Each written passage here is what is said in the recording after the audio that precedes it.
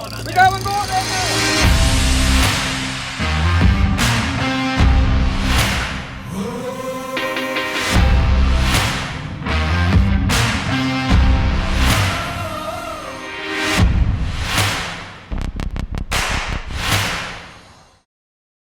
Russell Gahagan here from Russell's Fishing Tech. Coming back at you with another video talking a little bit about flashers again. But what we're going to talk about today is what makes up a flasher color and why you'd pick a particular color on a particular day.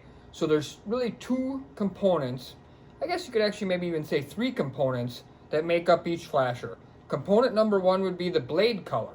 So there's quite a few different blade colors out there. You got white, you got glow in the dark, you got green, you got chrome, which is probably the most popular. You got chartreuse, you got blue, you got clear, and you got black. It's about the bulk of the blade colors I can think of that are on the market. Like at Salmon Candy, they primarily have chrome, green, and white are the three most popular colors that in blades they use. So as far as the blade color itself goes, chrome, which like I said is the most popular, a chrome blank or blade, that's more of a natural color. So for me, I use chrome all year long, but chrome is definitely my go-to like prior to July 4th, like May and June and the beginning of July.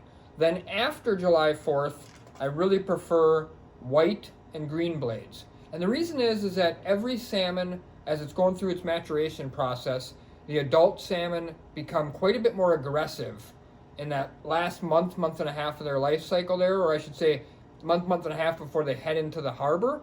And those brighter, kind of more gaudy blade colors, a little less natural, a little more aggressive, for me tend to work. Also, that white and green stuff tends to work a little deeper, and that's when the water gets a little bit warmer, is later in the year. So chrome, more of a natural thing for me in early in the season. Green and white, a little bit better for me later in the season. Now that's the blade color itself. Then you have the tape color. So like this particular blade here, this is a Jackson's Top Secret, has glow on both sides. So that's a white blade, glow on both sides. So that again is a pretty aggressive pattern there, and will be better for me later. After July 4th, I would prefer that type of deal. Then the last part of that element of it, so we got blade color, we got tape color, and then you got paint. So if you add paint to it, like again, this Jackson's Top Secret has bright, aggressive dots to it. So does this UV Two Face, and then you got, you know, like this Marv Big Fatty here has got some bright dots on it. So those, we'll even show you this Lucky Charms got some bright stuff to it. So those particular paint patterns are a little more aggressive, and I'd prefer those later in the year. Now, there's also another element to this, something I call a hybrid flasher.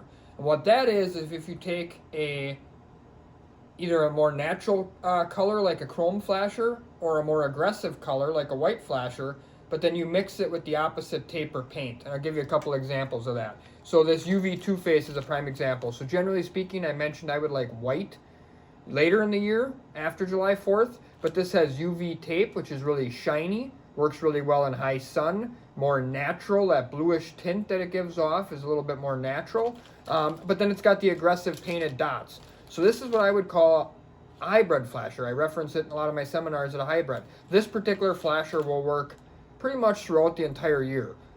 It can work at any time. It might be really good one year in June, it might be really good one year in August. Just a really good all-around flasher, you know, because it can work a bunch of different times.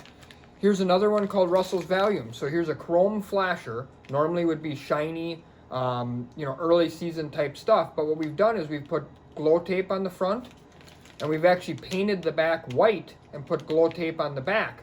We've also added some green dots to it. So now we've made it a pretty aggressive, gaudy flasher. So it's still got enough shine on the front that this can be a real good blade early in the season and be, you know, somewhat natural with that shiny, kind of silvery look to it, like a bait fish or a salmon for that matter. But yet, when we've added the white back and the aggressive dots and some glow tape to it, now it becomes a little bit more aggressive of a blade for later in the year.